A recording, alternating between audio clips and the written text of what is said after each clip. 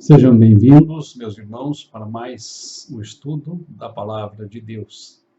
Daremos sequência aos nossos estudos no livro de Deuteronômio. Convido você a abrir a Palavra de Deus em Deuteronômio, capítulo 6.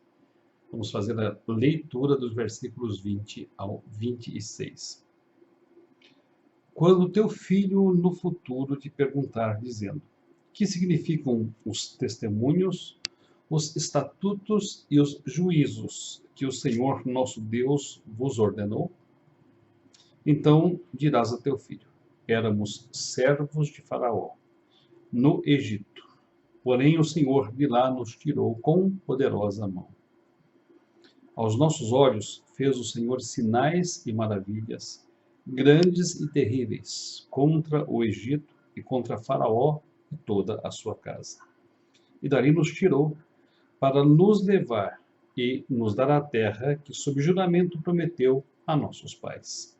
O Senhor nos ordenou que cumpríssemos todos estes estatutos e temêssemos o Senhor nosso Deus, para o nosso perpétuo bem, para nos guardar em vida, como tem feito até hoje.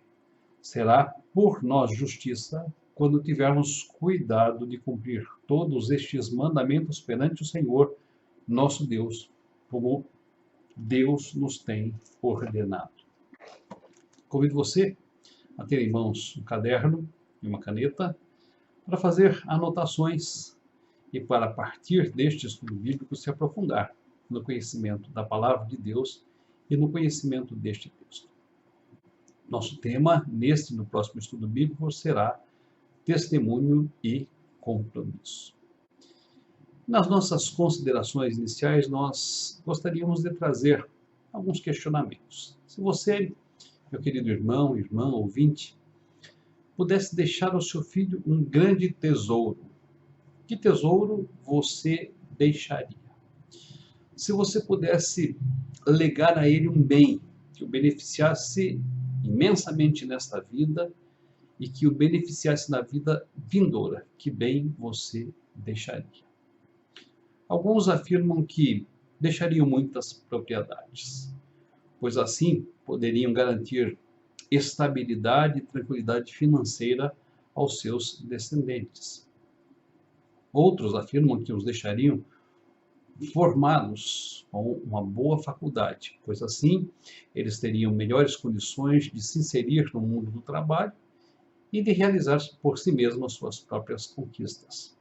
Talvez ainda outros afirmassem: deixariam um bom nome ou um legado de honestidade e lutas. Quero perguntar a você,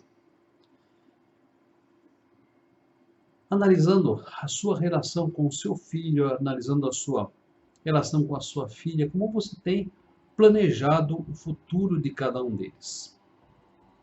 Como você tem usado o seu tempo em relação aos seus filhos? Você tem se afadigado para deixar a eles tão somente aquilo que é necessário ao bem-estar e ao conforto? Ou você tem projetado realidades que vão além daquelas que a ferrugem e a traça corroem e os ladrões roubam e minam? A palavra de Deus afirma neste texto que nós temos algo muito importante a deixar como legado aos nossos filhos. E o primeiro ponto que queremos destacar neste estudo é trazer à memória os grandes feitos de Deus. Meus queridos, Moisés, neste capítulo 6, versículo 20 em diante, ele olha para o futuro. Ele olha para uma geração que se levantaria, uma geração que não participou dos grandes feitos divinos realizados no deserto. Uma geração que não participou do momento glorioso em que Deus deu a lei ao seu povo. Um dia, esta nova geração iria se levantar e essa nova geração questionaria a razão dos testemunhos, que eram as estipulações da aliança, e a razão dos estatutos e juízos, que eram as estipulações civis para a nação de Israel. Certamente, o estilo de vida do povo israelita, em contraste com o estilo de vida de outras nações ao redor, levaria esta geração, estes filhos que ainda nasceriam, a fazer este questionamento.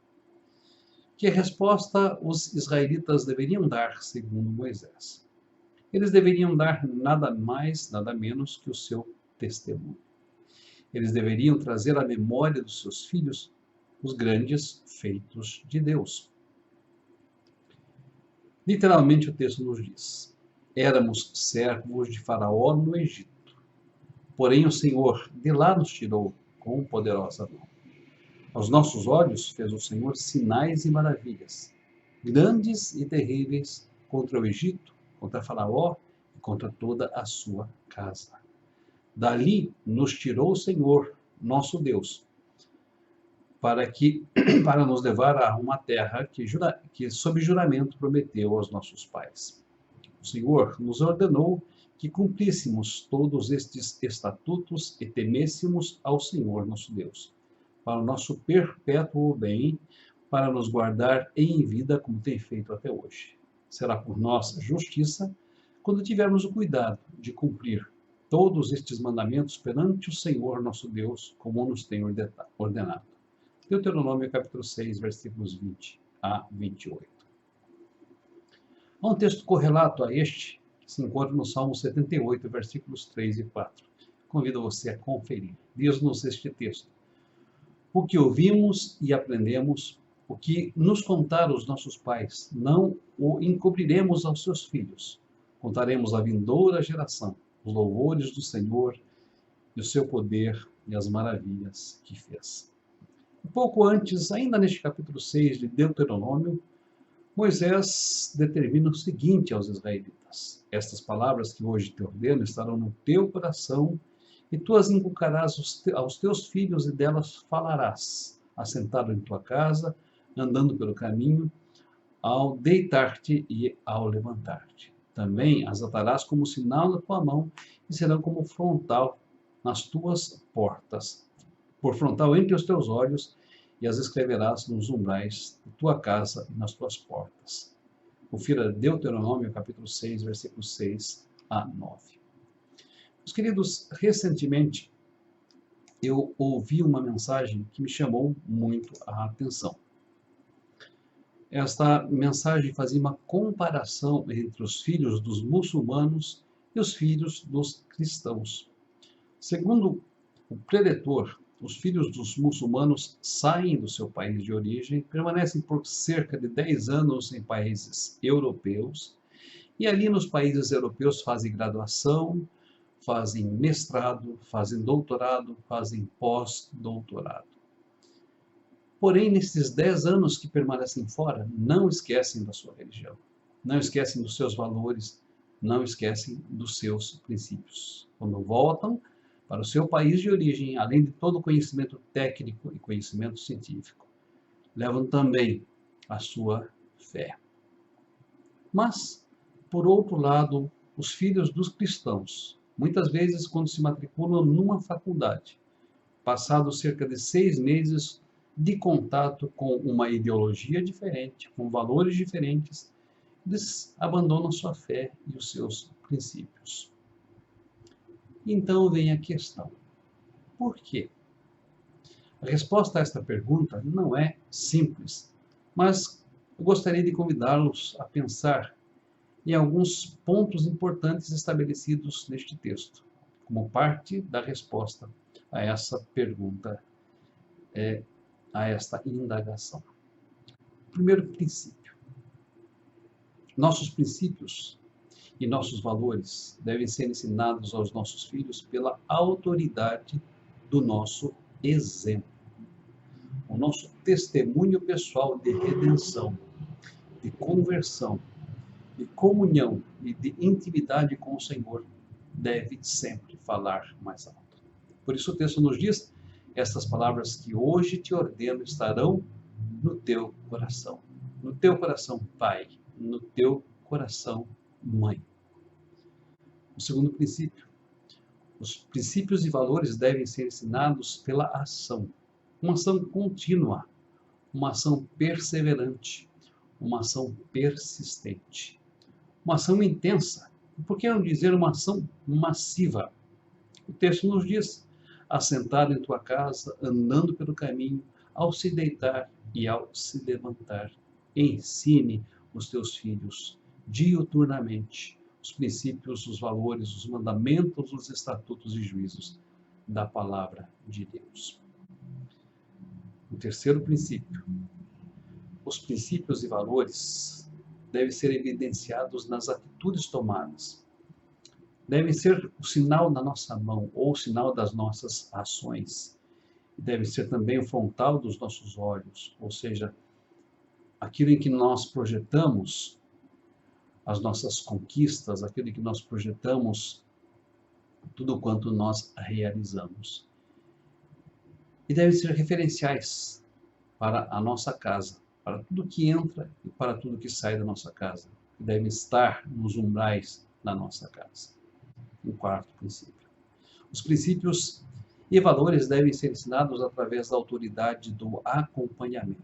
Nós não podemos simplesmente abandonar os nossos filhos à mercê dos seus equívocos.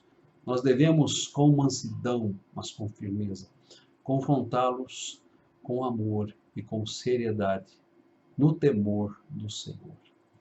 Afinal, conhecemos os estatutos, mandamentos e juízos do Senhor. Sabemos do seu valor e da sua importância para a vida de todo homem.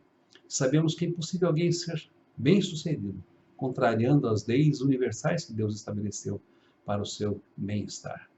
Isso deve ficar muito claro nesta autoridade do acompanhamento para com os nossos filhos durante toda a sua vida. Que Deus assim me abençoe. Que Deus assim te abençoe e que nós possamos, diante da nossa família, diante dos nossos filhos, viver e trazer à memória os grandes feitos de Deus, conservando sempre um testemunho eloquente de quem é Deus, daquilo que Ele faz e daquilo que Ele pode fazer. Que Deus te abençoe, que Deus abençoe você, que Deus abençoe a sua família. Convido você a se inscrever na página da nossa igreja no Facebook, no canal da nossa igreja no YouTube. Convido você também a conhecer o nosso projeto Adolescou e se inscrever no canal deste projeto. Convido você também a fazer o curso de Doutrina Cristã. Todas estas informações e estes sites estarão na película final do nosso estudo. Fique com Deus, em nome de Jesus. Amém.